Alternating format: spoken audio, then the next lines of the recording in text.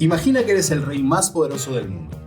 Tienes oro, ejércitos y un imperio que abarca a 2 continentes.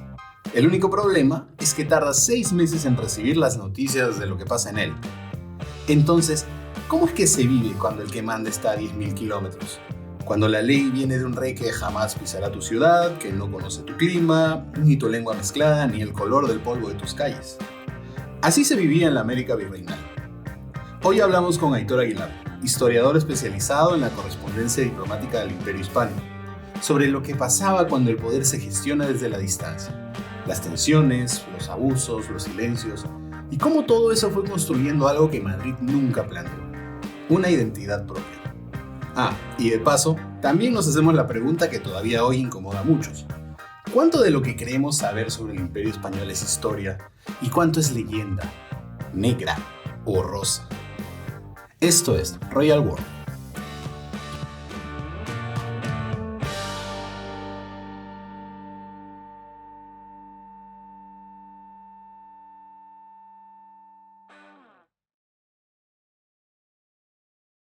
Aitor, cuando alguien escucha la palabra virreinato, ¿qué imagen mental debería tener, ¿no? ¿Es parecido a una colonia, una extensión del reino o algo totalmente diferente? Bueno, un virreinato como tal, estamos hablando de una entidad jurídico-política que tiene cierta independencia, o mejor dicho, cierta autonomía de lo que conocemos como la metrópoli, ¿no? En el tema virreinatos hubieron muchos en la época imperial o en la época de la monarquía hispánica, y cada uno tuvo sus diferencias porque al final se tratan de territorios muy diferenciados, ¿no? No es lo mismo el virreinato del Perú que el virreinato siciliano, por ejemplo, ¿no? Hay muchísimas diferencias. Pero en esencia estamos hablando de una prolongación institucional de lo que era la monarquía española. Aquí tenemos que tener en cuenta que los estados antes se concebían como una propiedad del rey, es decir, es un estado muy patrimonializado. De hecho, es más correcto hablar en estos siglos de la monarquía de Felipe II, por ejemplo, que de un estado de España, ¿no? Porque al final se concebía así. Entonces, el virreinato como tal, eso es una entidad que encima en América es territorialmente enorme, enorme, y eso hace que también institucionalmente sea muy compleja. Necesitas todo un aparejo de instituciones, de también órganos de gobierno que tienen prerrogativa y jurisdicción para un correcto gobierno. Si lo comparamos con una colonia, por ejemplo, el estilo británico, tiene muy poco que ver. Las colonias en el norte de América no tenían esa autonomía que sí que van a tener las posesiones de Felipe II, de Felipe III, que evidentemente estaban dotadas con un organigrama institucional que las soportaba, ¿no?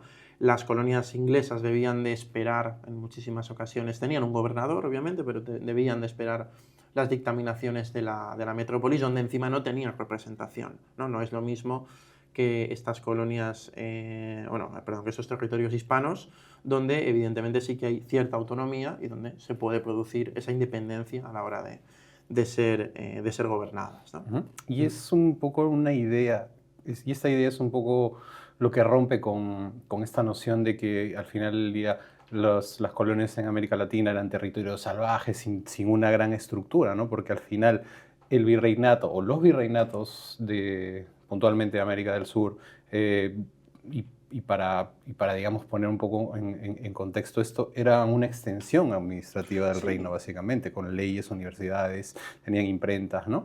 Un buen ejemplo de ello es la Universidad de San Marcos, ¿no? Fundada en 1551, que es en esencia mucho más antigua que muchas universidades europeas modernas, ¿no? Entonces, esto te da una idea de una continuidad Claro. del aparato estatal, gubernamental, imperial en aquel entonces. Sí, al final hay que hablar de eso. El término prolongación es muy bueno, ¿no? En el sentido en el que, si por ejemplo, por coger estadísticas, nos vamos a las ciudades más pobladas en el año 1600, las dos primeras están fuera de la península. La primera es Nápoles y la segunda Ciudad de México. Y la cuarta o la quinta ya empieza, pues aparece Granada, Sevilla y demás, ¿no? O sea, al final el imperio o el gran organigrama jurídico-político se concibe como un todo, y ese todo es propiedad del monarca. Serán los virreyes los que actúen como alter ego, pero al final es propiedad todo del propio rey. Ujú. Desde los países hispanohablantes estamos, bueno, muy acostumbrados porque es lo que se enseña básicamente en las currículas, que los virreinatos en América fueron cuatro, ¿no? El virreinato de Nueva España, el virreinato del Perú, posteriormente el virreinato del Río de la Plata y Nueva Granada. Pero ¿cuáles fueron las otras figuras virreinales de España a lo largo de la historia, sobre todo hablando de Europa? Sí, bueno, al final lo muy interesante del sistema virreinal es que es un sistema que evoluciona, ¿no? El origen está en la corona de Aragón, con una figura que se llamaba el lloctinent, lugarteniente, la lloctinensia. Y entonces se le daba a un familiar, que por ejemplo el hijo primogénito del rey, o incluso también la mujer, para que gobernase un territorio a modo de prolongación, como si fuese un tentáculo, ¿no? del monarca, actuando con las mismas funciones, en teoría, que el propio soberano. En el tema de la monarquía española, ya vemos que en América al principio empiezan siendo dos virreinatos, el de Nueva España y luego el del Perú, y luego el virreinato del Perú, que es enorme, tiene una extensión inmensa, en el siglo XVIII necesita ser controlado y es cuando se producen esas dos escisiones, ¿no? Primero en el 1717, consolidado en el año 39 el de Nueva Granada, y luego ya en el 1776, momento muy interesante y muy tenso a nivel de la geopolítica del momento, el del Río de la Plata. En Europa pues tenemos sobre todo los virreinatos italianos, tenemos el virreinato de Nápoles y el virreinato de Sicilia, tenemos también la gobernación de Milán, que estaba también perteneciente a la corona española. Lo mismo pasaba con las posesiones holandesas, y luego en la península pues tenemos el Principado de Cataluña, el Reino de Aragón y el Reino de Valencia y el de Mallorca con sus propios virreyes. También está Cerdeña por ahí, pero bueno, al final es lo mismo en esencia. Ahora, ¿qué significaba ser virrey? Porque el virrey era un rey en la práctica, algo más limitado. Aquí lo primero que tenemos que tener en cuenta es, como decía, sus orígenes. O sea, en origen, en la corona de Aragón, estamos hablando de la Baja Edad Media, sí que era una extensión del rey, pero prácticamente de facto, porque de hecho solía ser el primogénito que luego iba a gobernar.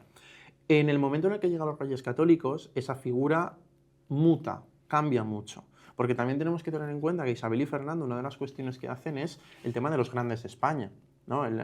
Casas como los Osuna, los Toledo, los Fernández de Córdoba, empiezan a tener un peso en la política capital. Los Álvarez, ¿no? El duque de Alba, empiezan a tener un peso en la política capital.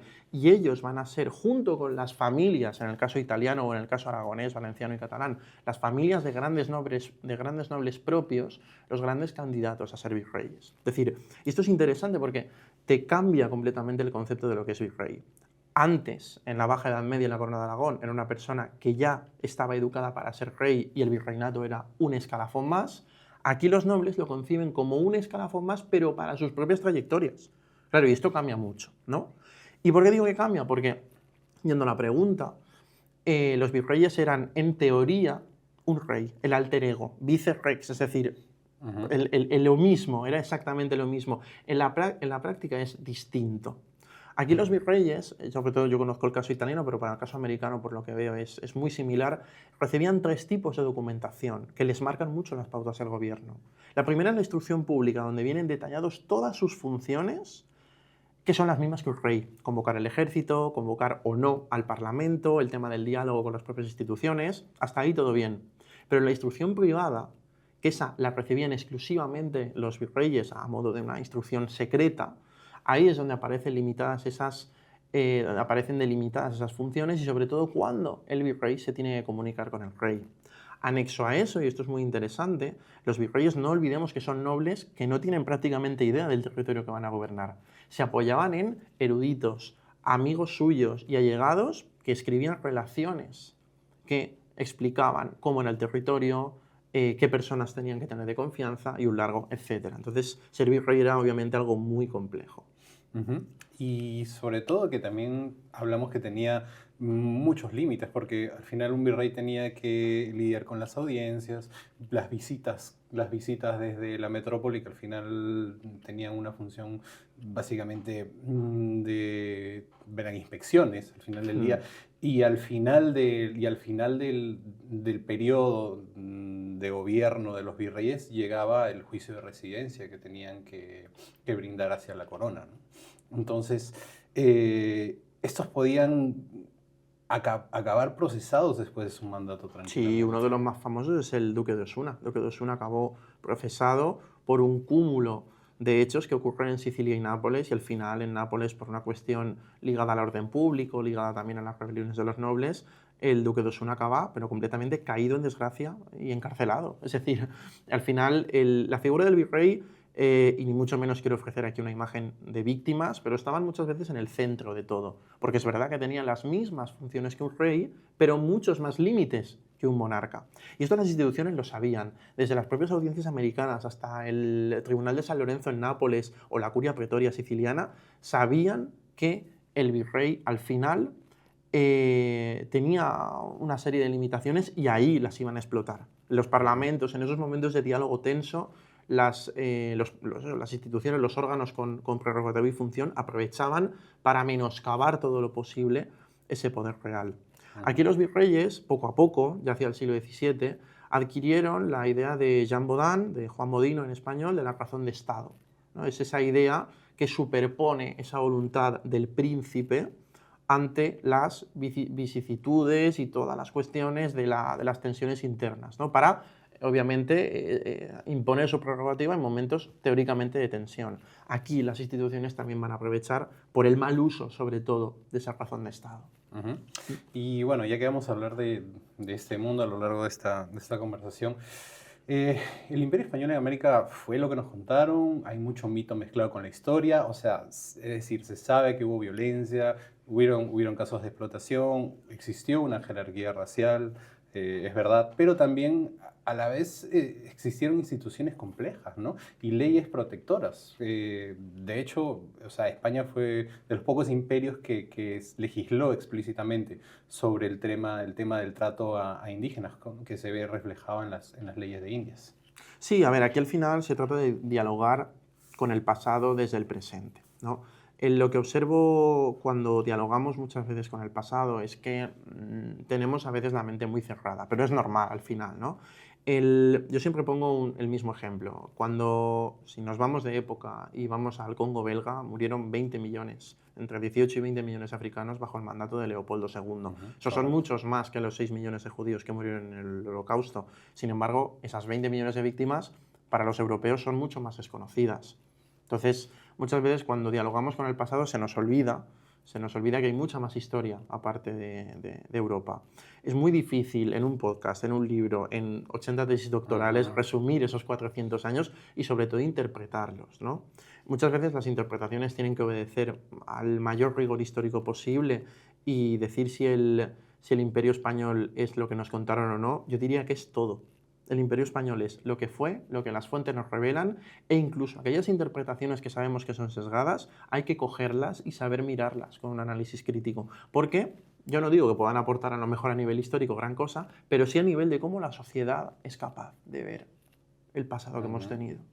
Sí, sobre todo teniendo en cuenta que muchas veces la idea o las nociones que nosotros tenemos de ese pasado virreinal las extrapolamos a nuestra percepción del día de hoy, ¿no? O sea, cuando muchas prácticas que se llevan a cabo en aquellos siglos eran práctica común, eran moneda común, no solamente en los virreinatos, sino que también en Europa y en las grandes metrópolis. Claro, al final es una idea de entender la sociedad que no podemos, como bien dices, extrapolarla al presente.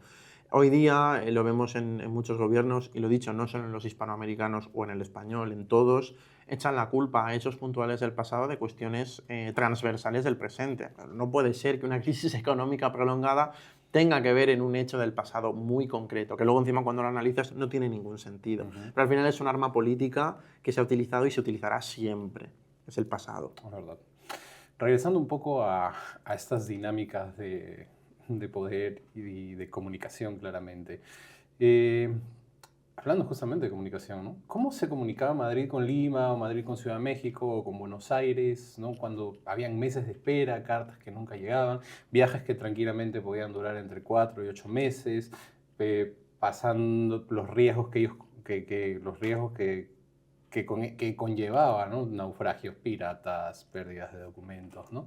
Y muchas veces, a veces esas órdenes llegaban cuando ya las situaciones habían cambiado por completo y no tenían el menor sentido.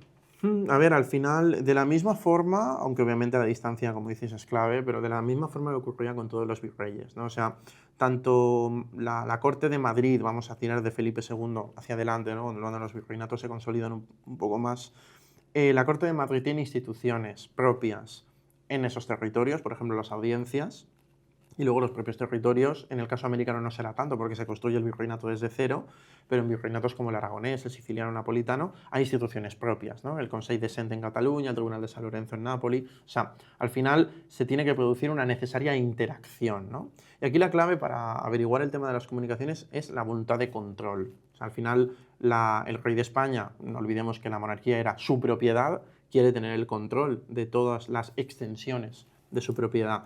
Y esto es interesante porque los virreyes lo sabían, los virreyes eran muy conscientes y muchas veces esa comunicación era de carácter testimonial, ¿no? Cuando uno, por ejemplo, analiza la correspondencia virreinal, no encontramos una carta del virrey pidiéndole permiso al rey para... ¿no? Si lo ponía en la instrucción pública y en la instrucción privada. Él tenía atribuciones o no, y por eso no lo preguntaba, para hacer lo que quisiese. Muchas veces la información es testimonial. Por ejemplo, el virrey puede reclutar hombres. Y en la instrucción pública ya te dirá el rey si le apetece o le viene mejor o peor que reclutes hombres. El virrey informa. Y a veces no le ha hecho caso a la instrucción privada. Y es una carta de justificación. Oye, mira, hemos tenido un palenque, una rebelión de esclavos en el norte de Panamá. La milicia indiana no ha sido suficiente. Yo he tenido que reclutar 300 hombres de una compañía. Y lo pone en la correspondencia. Sé que no estaba en mi instrucción privada, pero no puedo esperar 8 meses, un año a que vaya y vuelva la carta para que me des permiso, porque ya me han quemado todo el virreinato, claro, evidentemente. Sí. No olvidemos también esas actuaciones de contexto momentáneas, ¿no? Donde también se evaluaba el virrey. El virrey podía entrar en lo que se conoce como una contraorden, que es decir, no hacer caso a la instrucción pública, que ello era grave, pero en momentos de tensión podía ser analizada esa contraorden, incluso elidida, ¿no? O soslayada en algunos puntos. Y podía darse el caso, llegado a ese punto, donde la audiencia inclusive podía bloquear lo que el virrey al final, lo dicho, en América lo que pasa es que los virreinatos se construyen desde cero. Entonces el control desde Madrid va a ser diferente que, por ejemplo, en territorios como Aragón o Sicilia, donde ya hay un corpus jurídico-político, ¿no? La audiencia tenía la potestad de bloquear, como hemos comentado, utilizando las leyes, utilizando el derecho, de bloquear aquellas intenciones del virrey de sobreponerse, ¿no? Y también el virrey tenía sus armas, el uso de la razón de Estado. Eso en correspondencia virreinal lo veremos mucho. Como reyes muchas veces toman decisiones y argumentan, incluso utilizando fuentes y citando textos antiguos, cómo han utilizado y por qué la razón de Estado. Vale, ahora que mencionas el tema de las correspondencias, tú que has investigado mucho al respecto, ¿qué te revela sobre cómo se ejercía el poder a distancia?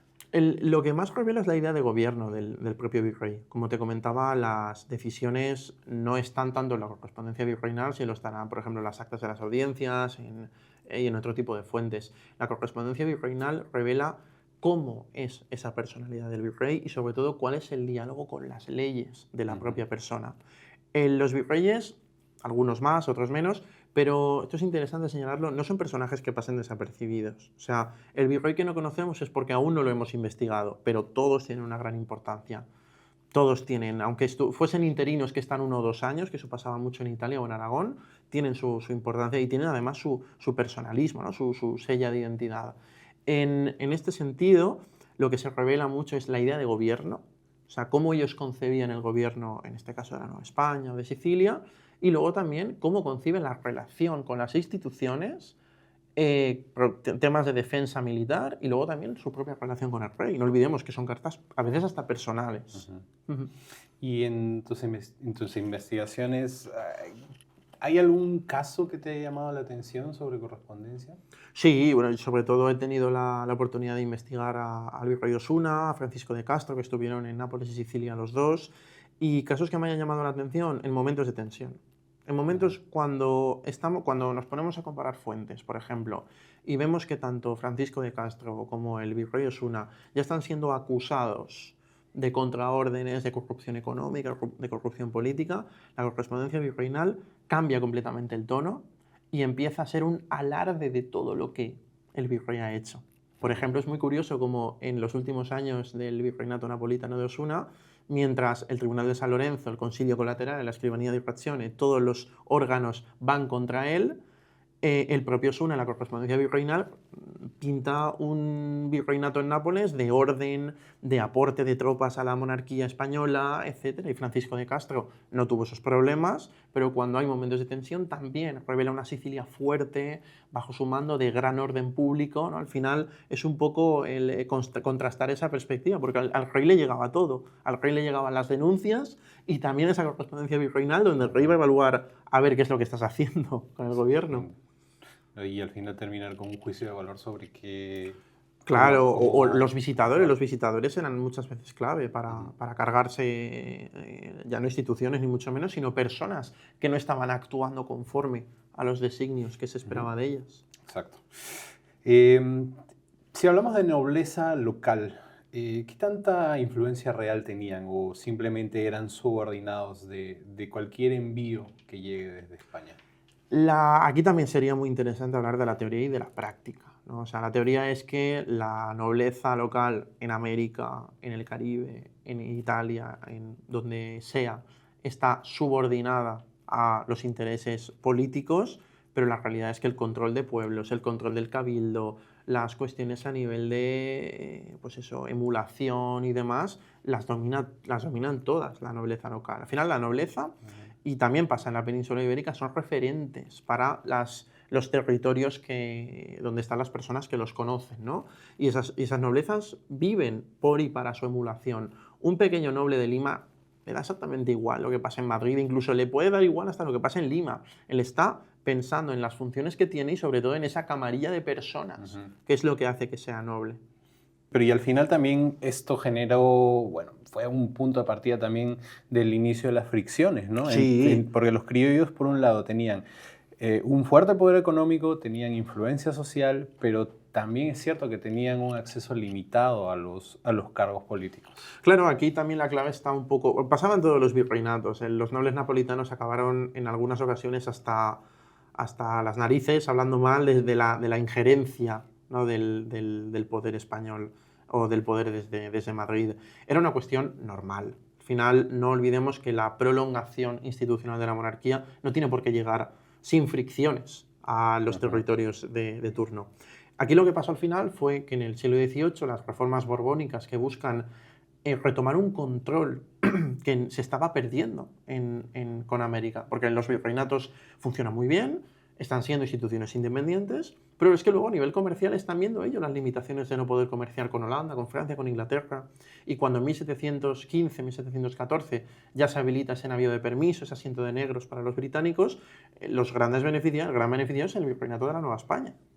O sea, entonces, cuando ven que esos beneficios económicos, esas élites, esa burguesía también emergente en las ciudades, se ve limitada por unas reformas que no tienen en cuenta lo económico, sino tienen en cuenta el control político, es cuando empieza un poquito esa fricción. Al final, el noble paceño, el noble de la paz, se pregunta cómo desde una ciudad que casi ni conoce, que es Madrid, le están mandando funcionarios que no ha visto en la vida, que tienen hasta un acento diferente al suyo, y están tomando el control del cabildo, de las audiencias, etc. Cierto.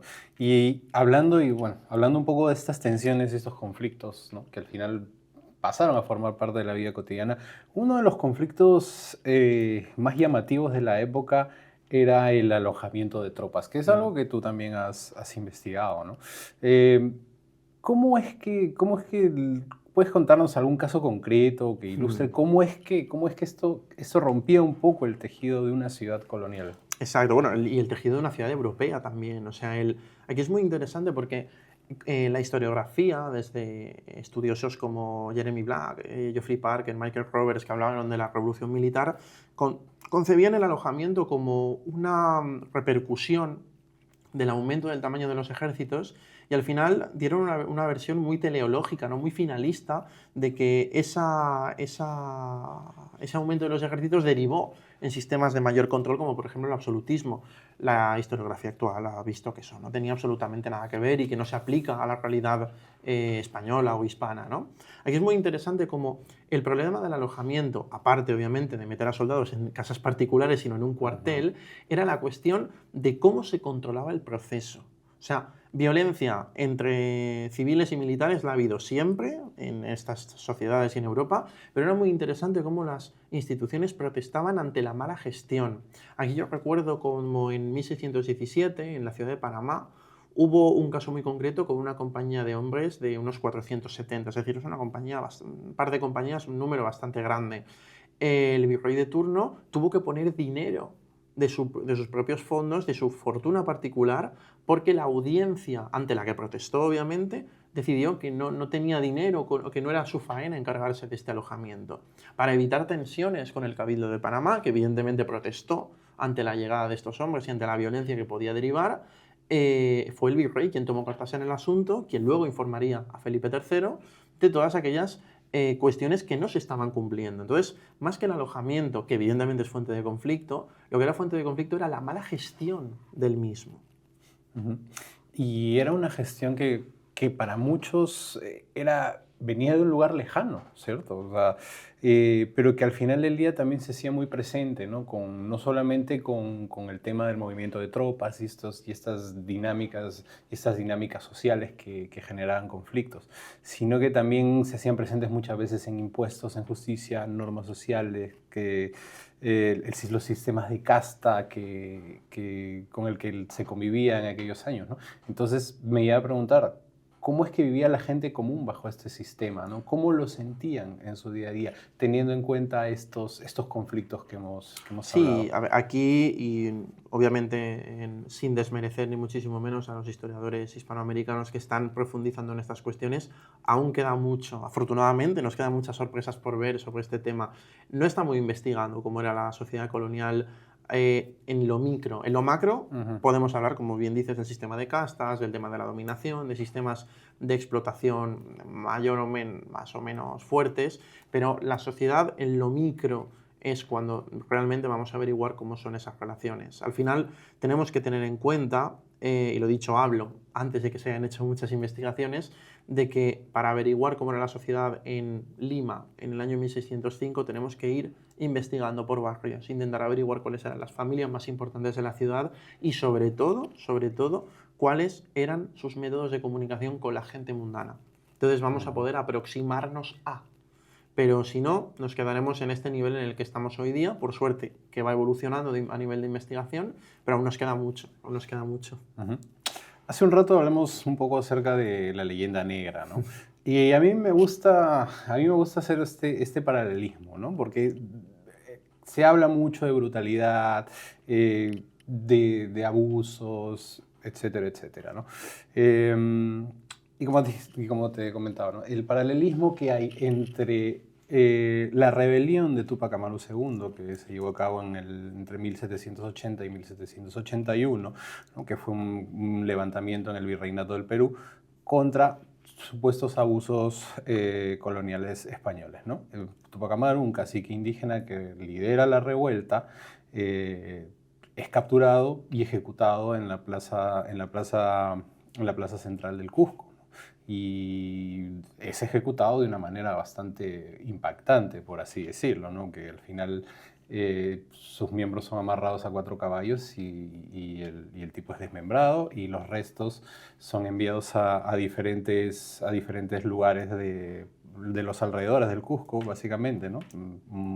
No sé, el torso terminó en Tinta, que era de donde él era. Termina por Tungazuca, por Carabaya, ¿no? Zonas aledañas al Cusco. Y dentro de las currículas escolares, ¿no? Al menos en el Perú, puntualmente hablando, ¿no? Ese es el ejemplo perfecto de esa brutalidad de la que hablamos.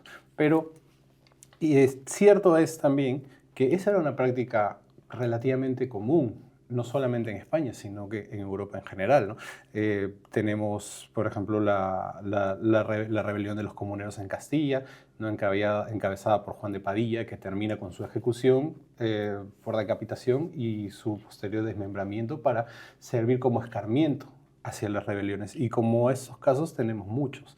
Entonces, ¿qué tanto de real y qué tanto cierto es que estos abusos solamente pasaban por un tema de jerarquías o por un tema racial, de subordinación, versus qué tanto eso era una práctica común? Aquí la mejor forma de averiguar cómo funciona un sistema a nivel, un sistema político en historia, es averiguar el momento o es analizar el momento donde ese sistema ha estado cuestionado o ha estado en tensión, ¿no? Protestar contra un virrey, contra los abusos del virrey, hasta lo dicho, el tema de las contraórdenes, aquello era legítimo y lícito. Es decir, una audiencia, por ejemplo, podía protestar contra un virrey. O una serie también, si nos vamos a lo micro, ciudadanos o campesinos podían protestar contra los abusos de un cabildo, pero siempre estando dentro de un sistema. Cuando lo que se propone, como por ejemplo en el tema de los comuneros, en Valencia tenemos las Germanías de Valencia, de hecho tenemos dos. Cuando se propone una nueva concepción que no es aceptada, una nueva concepción que pone en entredicho los poderes establecidos, es cuando viene la brutalidad, es cuando viene la violencia y es cuando viene la represión. Por ejemplo, las Germanías valencianas fueron muy reprimidas por la reina germana de Foix y de la misma forma que no hubo que esperar a Madrid para reprimir a Tupac Amaru II. Se reprime desde Lima, se reprime desde ese virreinato del Perú. Entonces, al final, el sistema funciona de la misma forma y es muy interesante cómo 300 años después, 1781 prácticamente, el virreinato sigue teniendo, ha modificado cosas, pero sigue teniendo la misma concepción de gobierno. Se puede protestar, pero dentro de un sistema, ¿no? Siguiendo una lógica, ¿no? Una lógica política, una lógica de gobierno. En las independencias lo vamos a ver. En las independencias, tanto en España, con la Revolución Liberal de Riego, en la Constitución de Cádiz, la participación americana en la Constitución de Cádiz y luego en América con las independencias, vamos a ver que las protestas, aunque obviamente hay momentos de tensión e incluso guerras, se producen en contextos de continuidad legal. Era al final lo que se quería. No olvidemos de que tanto Tupac Amaru II como Padilla, como los que encabezaron las Germanías, no eran campesinos. O sea, solían ser, o si lo eran gente muy reconocida, gente que necesitaba también un apoyo, ¿no? de esas clases populares y por tanto no puede ser muy subversivo, ¿no? lo que están proponiendo. Un ejemplo muy claro es, si nos vamos a Europa Central, la guerra de los campesinos, junto cuando se está produciendo la reforma luterana. Lutero, ¿de parte de quién se pone? Se pone de parte de los nobles, aunque los nobles eran la mayoría católicos, porque lo que no se puede permitir es una subversión del orden. Incluso las personas más revolucionarias o más afines al progreso o al cambio, nunca tolerarán una subversión del orden, que fue lo que pasó. También muchas revoluciones a lo largo de la historia, los líderes de las mismas siempre también han solido seguir una agenda propia. Claro. O sea, pequeños burgueses que se habían afectados por, no sé, algún cambio en el tema de impuestos o porque simplemente algo les parecía mal, que de una u otra forma también tomaban un poco ese sentir popular ante determinadas injusticias y que convertían eso en el caballo de batalla para ir en contra del orden establecido. Aquí tenemos el ejemplo de la Revolución Española, la Revolución de Cádiz, el momento en el que la Junta Central Suprema del Reino, por tema de la invasión napoleónica, se intitula a sí misma como depositaria. Es que los términos son muy interesantes. Se intitula, es decir, se titula a sí misma como depositaria del poder real. Es decir, como tal el poder real entonces podía depositar su poder y sus funciones en la Junta, al estar los reyes en Bayona, se intitula a sí misma y eso va a ser lo más revolucionario de la Revolución Española. No nos imaginemos que las revoluciones como por ejemplo, la francesa, lo más revolucionario es la toma de la Bastilla. A veces pequeños símbolos o pequeños cambios en las concepciones de poder es lo que las hace verdaderamente revolucionarias, que no tiene nada que ver con este tipo de revueltas, que ya desde el primer momento buscan subvertir, ¿no? Son subversivas al orden social. Por eso la represión también es brutal y se busca escarmentar, ¿no? Pero independientemente de la brutalidad, porque al final del día, luego de de 3 siglos, lo que al final queda es la narrativa. Y en ese sentido, todo lo que gira alrededor de la leyenda negra puntualmente, ¿no? Tiene mucho que ver con la amplificación de ciertos hechos por, en su momento, potencias rivales del Imperio Español, es decir, Inglaterra, Países Bajos, que convenientemente tomaron textos españoles críticos hacia lo que se hacía en el Nuevo Mundo, por decir, ¿no?, el trabajo de Bartolomé Las Casas, en este caso, ¿no? Y que al final del día fue usado como propaganda anti-española, ¿no? Entonces, terminamos en que España pierde la batalla del relato más que la batalla contra la historia. Sí, a ver, al final la leyenda negra tiene su propia historia. La leyenda negra que surge en el siglo XIX, por ejemplo, no tiene nada que ver con la leyenda negra que hay hoy día. Y lo mismo de esa leyenda rosa que busca contraponerla. Mi opinión, y considero que es una opinión que tiene cierto rigor y que la tengo basada, es que ambos relatos no son historia. O sea, la gente se piensa que la historia de América es aquello que está entre ambas leyendas y no. O sea, las leyendas son sus relatos propios y la historia es completamente distinta. Aquí al final se habla mucho de la conquista y no tiene ningún tipo de lógica argumentar cómo 2000 españoles entre Cortés y Pizarro consiguieron acabar con 2 imperios de varios millones de habitantes. No tiene ningún tipo de lógica. Evidentemente, ellos solos, ¿no? Encima casi sin caballos y casi sin armas de fuego. Entonces, al final estamos hablando de que se ha vendido un relato de que la conquista, por ejemplo, de Tenochtitlan fue una masacre encabezada solo de españoles a indígenas, cuando lo que no pudo hacer, por ejemplo, Cortés fue controlar a la marea de tlaxcaltecas, totonacas, cholultecas y demás, que quisieron tomarse la venganza contra los aztecas. Ya no hablamos de la conquista del Imperio Inca, donde hasta los propios españoles, que eran menos que en Cortés, se dividen. Los almagristas, los de Pizarro, el hijo de Pizarro, incluso se producen batallas, la batalla de las Salinas, por ejemplo, entre grupos españoles y grupos indígenas contra ellos mismos, ¿no? Al final, no olvidemos que obviamente la intervención española en momentos de tensión en los imperios mexica e inca, respectivamente, es determinante, pero no es suficiente como para decir que fueron los españoles los únicos causantes de la caída de esos imperios. Ciertamente, porque si nos ponemos a analizar un poco el momento histórico en el cual se lleva a cabo ambas conquistas, que son, digamos, las más grandes en ese lado del mundo, fueron grupos de colonizadores españoles apoyados por pueblos relegados por, digamos, un poder dominante, ¿no? En este caso, como bien nos mencionas, los pueblos, los toltecas, olmecas, me puedo estar equivocando claramente, y un poco la misma historia en Perú, ¿no? Donde tenías chancas, huancas, que de una u otra forma eran pueblos subyugados por el dominio de Cusco, el dominio inca, y que al final ellos también buscaban una salida de ese yugo. Sí, al final, aquí también es verdad que la leyenda rosa ha vendido mucho el tema de los españoles como libertadores, ¿no? De esa bruta. No, o sea, al final los españoles llegan, tanto Cortés como Pizarro son hábiles estrategas que comprenden la situación política de los imperios y ven que si suman los grupos que están subordinados al dominio de turno, ya sea mexica o inca, suman más. Y como suman más, me interesa montar una rebelión que luego, evidentemente, pues acaban en la... Bueno, cuando llega Pizarro hay una guerra civil en el Tahuantinsuyo, y cuando llega Cortés, pues hay una situación de mucha tensión, de mucha diseminación entre los pueblos y de guerra continua desde inicios del siglo XV. Entonces... Y al final es un tema que hoy por hoy sigue muy vivo en el debate público en general, ¿no? Se habla de derribo de estatuas, se cambian los nombres de las calles, se revisan las fechas patrias, inclusive la presidenta de México, Claudia Sheinbaum, que de un tiempo a esta parte lleva un discurso bastante importante, que España debe pedir perdón a México, que de hecho el rey en una de sus pidió últimas pidió perdón.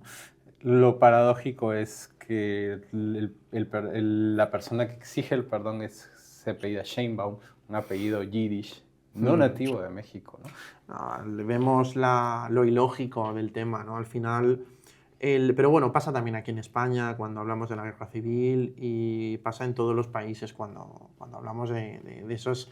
Al final es la voluntad del ser humano de no saber mirarse a las vergüenzas, porque todos en nuestra historia hemos tenido vergüenza. Las tenemos hasta en nuestras propias vidas particulares, cosas de las que no nos sentimos orgullosos. Y como sociedad exactamente igual. Te comentaba antes de por qué unas víctimas, que fueron las congoleñas, no las vemos tanto que las judías. Suena cínico, pero las judías tienen mejor propaganda. Las hemos visto más, aparecen en los colegios. ¿Y cuánto se estudia lo que hizo Leopoldo de Bélgica? Yo recuerdo un cachito de página y ya está. Hoy día hay más de 70 conflictos armados en el mundo. ¿De cuántos nos hemos enterado? Irak, Palestina y Ucrania. ¿Qué pasa con los otros? ¿No venden? Pues por desgracia, no. Por desgracia no venden lo que venden estos. Y sin desmerecer la crueldad y la vergüenza que son esos 3 conflictos, sin desmerecerlos, no podemos no prestar atención a los otros 68. Los 68. Aquí pasa exactamente lo mismo. México tiene un problema transversal, tiene un problema de base con el narcotráfico, la violencia, el orden público, cuestiones de pobreza. Lo mismo le pasa a muchos estados, lo mismo le pasa a Colombia. España también tiene sus propios problemas. Tenemos que saber criticarnos a nosotros mismos y no querer buscar en un hecho puntual hace 400 años el perdón. Porque al final España, que entonces no olvidemos, España antes no era España, estamos hablando de Castilla, de Aragón, de esa monarquía patrimonial. ¿De qué debe pedir perdón a México?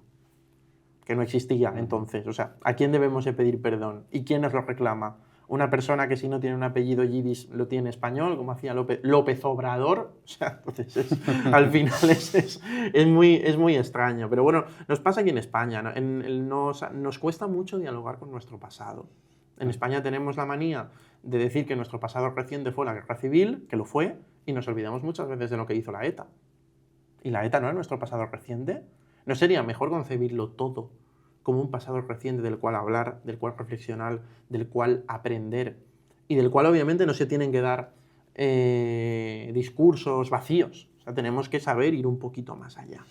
Creo que toda esta, bueno, pues la realidad en la que muchos países viven hoy, lo graficaste bien en el caso de México, todo este tema de reivindicación creo que viene un poco también por esa añoranza del pasado, ¿no? Y de las leyendas que se tejieron sobre los pueblos originarios, sobre la grandeza de los mismos, lo que hicieron, los monumentos, etc., ¿no?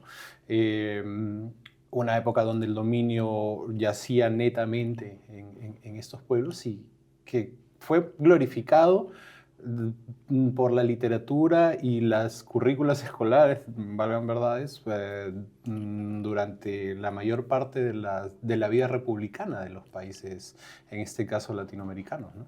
Pero lo dicho, también pasa en España y pasa yo creo que en todos los países en mayor o en menor medida. Aquí al final, si hablamos de pueblos originarios, a mí personalmente se me vienen muchas preguntas. A los emperadores o los caciques o los grandes reyes de entonces, ¿sabían exactamente en el territorio en el que vivían? ¿Sabían exactamente el territorio que controlaban? Pues es una pregunta que no sabemos, porque no hay fuentes que nos lo digan. En el Imperio Inca se concebía ese territorio como el Tahuantinsuyo, o sea, ellos mismos tenían una propia denominación. ¿Pero qué había más allá? No lo sabremos, a no ser que aparezca una fuente que nos lo diga. Tenemos que saber también muy bien delimitar hasta dónde podemos llegar desde el presente. Hay una cuestión muy clave en historia que es la ilusión retrospectiva. Miramos al pasado desde el presente. Nos pensamos que los pueblos originarios tenían la misma idea de gobierno que tenemos hoy día. Mentira. Eran cosmovisiones totalmente diferentes. De hecho, muchas no las sabemos. Y tenemos que ser conscientes de que no las sabemos. Tenemos que saber reconocer hasta dónde podemos llegar como sociedad, estudiando el pasado. Muchas de las cosas de las cuales, bueno, me incluyo nosotros como latinoamericanos, claramente el acento me delata, nos sentimos muy orgullosos de ese pasado, no tan pasado, pero sí un poco más inmediato, ¿no? Que al final del día, no sé, el tal catedral que está en Oaxaca o tal sitio que está en Santiago, ¿no? Que al final del día terminan por ser legados virreinales. Sí, bueno, al fin, legados virreinales y también legados propios. Por ejemplo, estaba comentando antes cómo muchos virreyes personificaron el gobierno, ¿no? Por ejemplo, no podemos entender hoy día, nos vamos hasta de América Hispana, no podemos entender Sicilia sin Juan de Vega o el virrey Maqueda, porque si vas a Palermo, muchas calles las hizo él. Y si quieres tomarte algo por Palermo, vas a pasar por la vía Maqueda. Ya no te digo si vas a Nápoles y no puedes olvidarte de Pedro de Toledo cuando visites la Catedral de los Españoles o en Palermo el Hospital de San Giacomo. O sea, al final la personificación del virrey fue lo que le dio muchísima identidad a las ciudades. Lo que pasa de nuevo, de ilusión retrospectiva, vinculamos ese virrey con España y no. O sea, si la monarquía entonces se concebía como de una cuestión patrimonial, muchos virreyes concibieron esos territorios como algo propio. Por ejemplo, el virrey Francisco de Toledo, que estuvo 21 años gobernando en el virreinato del Perú, de 1560 a 1581, y le cambió la cara. Le cambió la cara a Lima, con ese nuevo trazado ortogonal que transformó la capital y la puso a la cúspide de las más modernas del mundo entonces. También al tema de los caminos, es decir, no podemos olvidar que esa herencia virreinal, pero ya no tanto virreinal española como entidad jurídico-política, sino también darle crédito a esas personas, esos virreyes que se sintieron parte de ese territorio que gobernaron. Yo creo que la identidad latinoamericana no se puede entender sin la presencia española en el continente por tantos siglos, ¿no?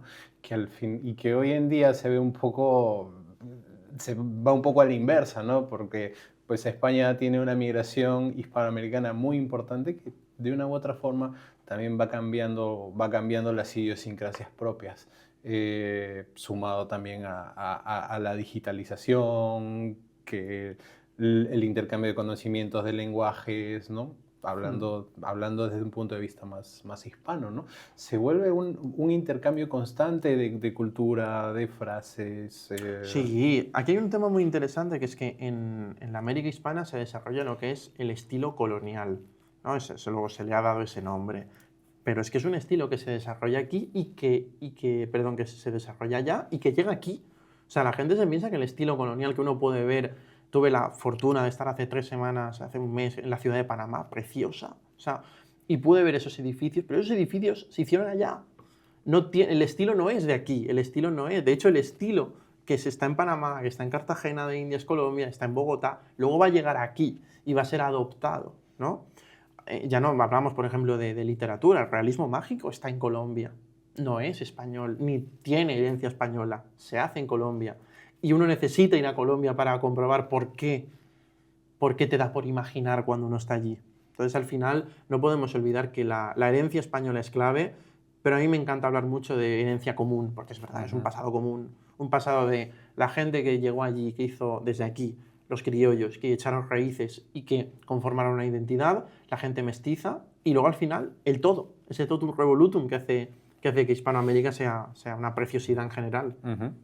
Entonces, probablemente te haga la pregunta más abstracta que se me pueda ocurrir en este momento, ¿no? O sea, tenemos por un lado toda la leyenda negra que demoniza al Imperio Español en América Latina. Por otro lado tenemos una leyenda rosa que reivindica, ¿no? el hecho de la herencia institucional, jurídica, inclusive religiosa, judeocristiana en este caso, ¿no? Entonces, ¿dónde está la historia real entre estos dos relatos? Fuera. Quiero decir, al final la leyenda rosa y la leyenda negra se parecen mucho más de lo que nosotros nos pensamos. Son discursos que están en el día a día de la gente, en charlas de bar, en mítines políticos, para nuestra suerte o nuestra desgracia, pero están en el día a día. La historia de América es mucho más que la leyenda negra. Si uno analiza la leyenda negra como discurso, pues repito, un discurso que ha evolucionado en 200, 300 años, ¿dónde aparecen los afrodescendientes? ¿Dónde aparecen las mujeres? Donde aparece, ya no el mestizaje que se utiliza como arma arrojadiza entre ambas leyendas, sino donde aparecen los mestizos. Donde aparece la nobleza local, donde aparece la iglesia. Estamos hablando de un montón de cuestiones que tanto una como otra están invisibilizadas. La leyenda rosa ya no la sabemos. España llegó a liberar, construyó un montón de iglesias y universidades y se independizaron porque son unos desagradecidos. La leyenda negra ya lo sabemos. Llegaron mataron 300 años y se fueron matando. Y qué suerte que se han ido. Sí, llevaron el oro. Muy importante. O sea, entonces, al final, exacto, robaron el oro. Entonces, al final, cuando cogemos esos discursos tan simples, estamos invisibilizando toda una realidad que existió. ¿Cómo podemos decir que España robó más o menos oro? Pues cuando decimos eso, estamos invisibilizando toda la labor que desde el Virreinato de Nueva España, por ejemplo, se hacía con el control económico. Y que llegase una parte que encima era el quinto real, que muchas veces no era ni quinto ni real, era mucho menos. Cuando llegaba esa parte a España, que llegaba también desde Nápoles o desde Sicilia con otro tipo de contribuciones, pero al final es toda, no olvidemos que la monarquía es patrimonial y se debe de contribuir al interés del monarca. Cuando llegaba esa parte nos pensamos que era un vaciamiento constante de oro. ¿De dónde salieron las iglesias? Exactamente, Claro. justamente por ahí. ¿De dónde salieron las ciudades? Llegar. Sí, Claro, exactamente, claro. ¿no? Porque si entendemos que los virreinatos fueron extensiones del imperio, donde los pobladores eran súbditos de la corona al Por final del supuesto, día, ¿no? sí. Y claramente, ¿no? De dónde se construyeron los caminos, las iglesias, las ciudades, Claro. ¿no? O sea, esa noción de que se llevaban el oro, pero era una riqueza que se redistribuía dentro de todo. Por supuesto, y al final, el por ejemplo, en el siglo XVII es el momento de mayor migración, sobre todo desde Castilla hacia América. Tiene muy poco sentido irte a una tierra que te van a quitar el oro. O sea, no tendrías, para eso quédate, que va a llegar. Claro, claro. No, América llegó a ser mucho más rica que la península ibérica en muchos momentos. De hecho, año 1600, tenemos las estadísticas por el tema de los bautismos, la ciudad más poblada, Nápoles, la segunda ciudad de México. O sea, Lima está creo que la cuarta o la quinta. O sea, ya, no olvidemos que el imperio fue concebido como un todo.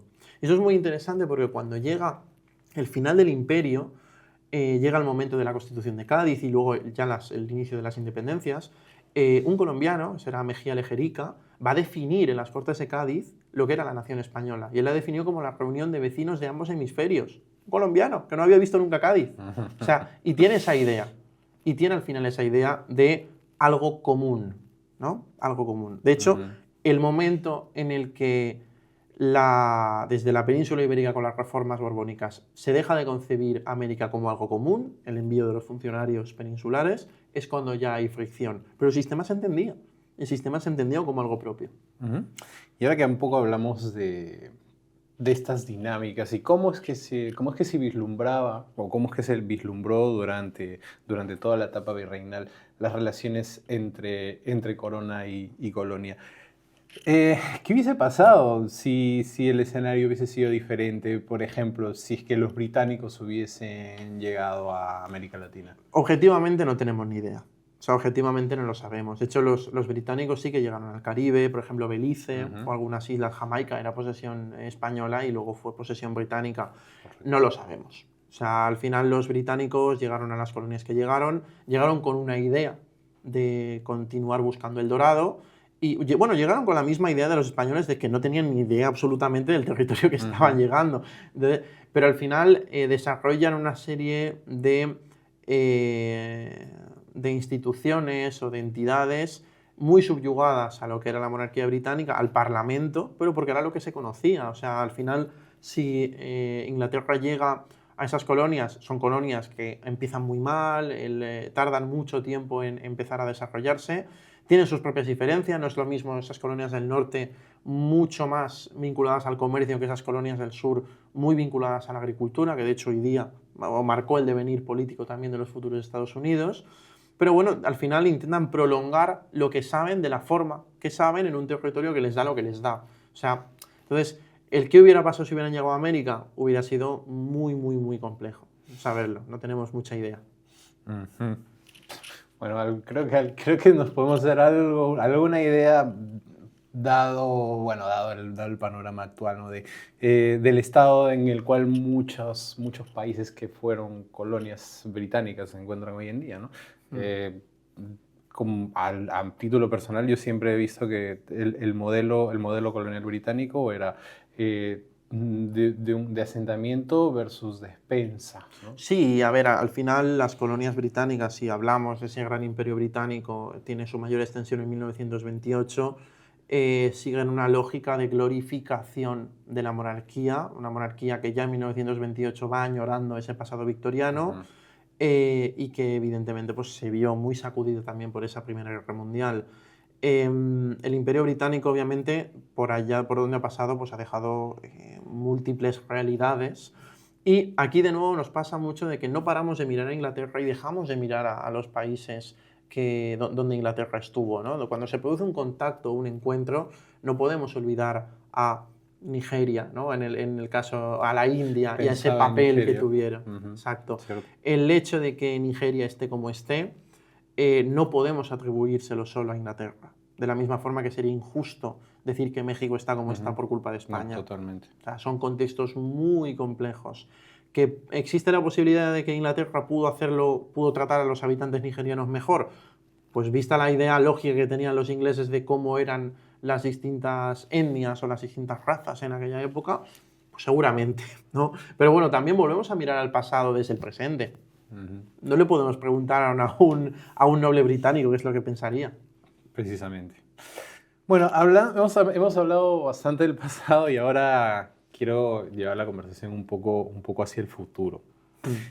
Tú trabajas en reconocimientos de texto manuscrito aplicado a documentos históricos. ¿Qué cambia cuando la IA puede leer miles de cartas virreinales, ¿no? que antes no se hubiesen podido procesar? Todo, cambia todo. Y lo más bonito e interesante es que cambian las preguntas. Yo aquí siempre digo la misma comparación. Imaginemos que en nuestro móvil tuviésemos un buscador donde pudiésemos, valga la redundancia, buscar o llegar a todo el conocimiento que ha sido producido por nosotros. Todo. Tickets de la compra, notitas de amor, mensajes de WhatsApp. Pues lo primero que buscaríamos serían seguramente cosas banales. ¿Cuántas veces he escrito la palabra cortina, por ejemplo? Pero luego ya llegan las preguntas serias. Oye, ¿por qué entre 2008 y 2011 no encontraba trabajo? Con la historia pasa exactamente lo mismo. Y empiezas a ver, porque lo hemos conseguido ver muchísimo en el proyecto de Transcriptorium, cómo en muchas ocasiones un archivo esconde cosas que no nos imaginábamos y donde puedes encontrar cuestiones de política que uno no se imaginaba en un archivo que teóricamente no es político, simplemente con este tipo de accesibilidad. ¿Cómo que, por ejemplo? En el proyecto en el que estoy tenemos muchas anécdotas de, por ejemplo, paleógrafos peleándose por lo que pone en un documento y gracias a la inteligencia artificial llegar un poquito al acuerdo o a desambiguarlo. Y luego también la anécdota de un catedrático de la Universidad de Sevilla que trabajaba con compraventa de esclavos, ¿no? Y en todos sus años de investigación había logrado reunir unos 76 expedientes. Nosotros llegamos a encontrar con un clic, después de esa indexación, cientos. Entonces ese pobre profesor se llevaba las manos a la cabeza de decir todo el trabajo de mi vida multiplicado en un clic pero ahora se puede, ahora al final la historia, esto es muy interesante, la historia que conocemos hoy día se ha escrito con menos del 10% de los documentos accesibles. Si ponemos el 100% accesible, seguramente mucha historia y muchos relatos cambiarían.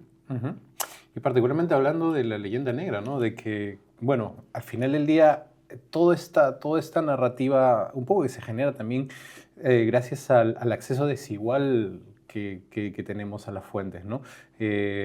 Muchas veces los documentos de la corona española eran inaccesibles, los relatos de los enemigos de España en aquel entonces circulaban libremente, ¿no? Entonces, ¿cambia esa percepción cuando digitalizamos, por decir, el archivo de Indias?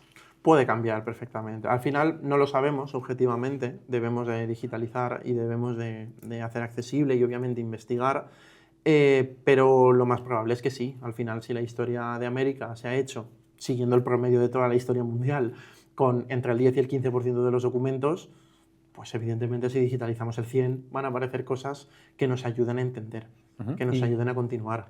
¿Y qué se está haciendo para preservar todo esto? Bueno, aquí es muy interesante porque aquí debo de hacer una gran mención a los archivos en Hispanoamérica, desde el Archivo General de la Nación de República Dominicana, el de Colombia, el de Costa Rica, el Archivo Histórico Nacional de Ecuador está haciendo una labor increíble, están digitalizando en masa. Y encima cuando se llega a hablar de la aplicación de la inteligencia artificial, son los primeros. Saben el patrimonio que custodian, saben los problemas de accesibilidad que tiene hoy día la gente por la poca digitalización que hay, y son personas, son equipos de trabajo muy potentes que están en América Hispana que quieren pasar de la nada al todo. Y es que es la filosofía, es que hay que pasar de la nada al todo. y convertir a esos archivos de Hispanoamérica con todo ese patrimonio en punteros en el mundo, porque es que potencial tienen. Uh-huh. Si es que alguien quiere entender todo este tema del cual hemos estado hablando y sin saber nada, digamos, un neófito en el asunto, ¿por dónde empezar? ¿Un libro? ¿Un archivo digital? Yo he sido más partidario de viajar, pero al final, obviamente, no quiero incitar a nadie a que se gaste dinero que no tiene, ni mucho menos. Es muy bonito viajar.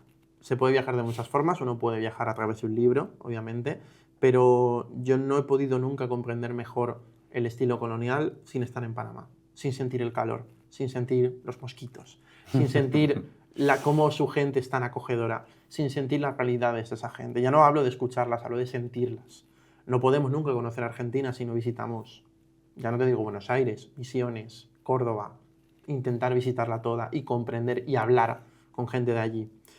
Obviamente desde casa, que es más difícil. Si pudiese recomendar libros, pues bueno, hay un manual de Historia de América muy bueno, es el de Malamud y Lucena. Ya tiene unos años, pero sigue teniendo cuestiones muy interesantes. Si uno quiere entender el mundo de los virreyes, yo recomendaría un libro que ha salido este año de una amiga mía, le mando un saludo desde aquí, Marina Perruca, de la Universidad Rey Juan Carlos, que sacó un libro llamado Nápoles Global, que recoge todas sus investigaciones y encima habla de varios virreyes. Yo creo que es una historiadora excelente, leerla además es muy ameno y creo que puede servir un poco para introducirse en ese mundo de cómo eran este tipo de personas. Uh-huh. ¿Hay algún personaje que sientas que merece mucha más atención de la que recibe? Muchos. De hecho, te hablaría de los funcionarios intermedios. Por ejemplo, en el estudio de los virreyes, esos funcionarios intermedios, esos secretarios que al final controlaban todos los tejemanejes bueno, y sabían manejar o no a estos grandes personajes como el rey, los virreyes, las audiencias, creo que merecerían mucha más atención y merecen ponerle nombre propio. O sea, hay que empezar a hablar ya no del secretario del virrey Osuna, sino de quien sea, en este caso César Belli, ¿no? Hablar de él, intentar averiguar su idea de gobierno, si las fuentes nos lo permiten, obviamente, y sobre todo comprender cómo era este sistema virreinal, este sistema político, gracias a los intermediarios que controlan mucha documentación. Yo te diría que esos son, al menos desde mi punto de vista, los que merecen un poco más. Y ya como la última pregunta de tarde, mañana o noche, dependiendo en qué momento estén escuchando este episodio. Si pudieras darle un mensaje a alguien que aún mantiene esta idea de blanco y negro con respecto al Imperio Español, o tal vez puede ser completamente negra, totalmente dorada, ¿qué le dirías? Bueno, lo primero desde la humildad, yo siempre digo que yo tengo más que aprender que de decir, ¿no? Tampoco soy tan mayor. Pero si pudiese decir algo, lo importante es tener la mente abierta y saber reconocer, ya no en temas históricos, sino en nuestra propia vida, cuando nos podemos estar equivocando o realidades que son distintas a nosotros. El tema de la leyenda negra y la leyenda rosa, y esto es objetivo, es que son discursos que no tienen que ver con la realidad histórica. Son discursos que tienen importancia porque forman parte de nuestro día a día, que tienen ya una propia historia esos discursos, y que es muy interesante averiguar cómo la sociedad mira el pasado gracias a ellos. Por tanto, si alguien quiere usarla para divertirse, para discutir por discutir, pues que se divierta. Sí. Pero al final que sepa que son realidades, que no son realidades, que son interpretaciones desde el presente. Genial. ¿En qué proyecto estás ahora mismo? Bueno, yo tengo me lo dice mucho mi tutora de tesis, me gusta mucho meterme en líos.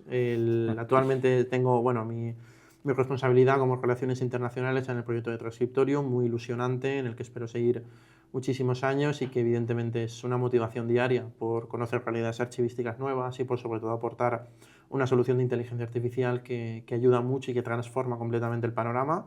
Paralelamente estoy desarrollando mis estudios de doctorado, analizando la trazabilidad de la violencia en los alojamientos en el contexto del sur de Italia.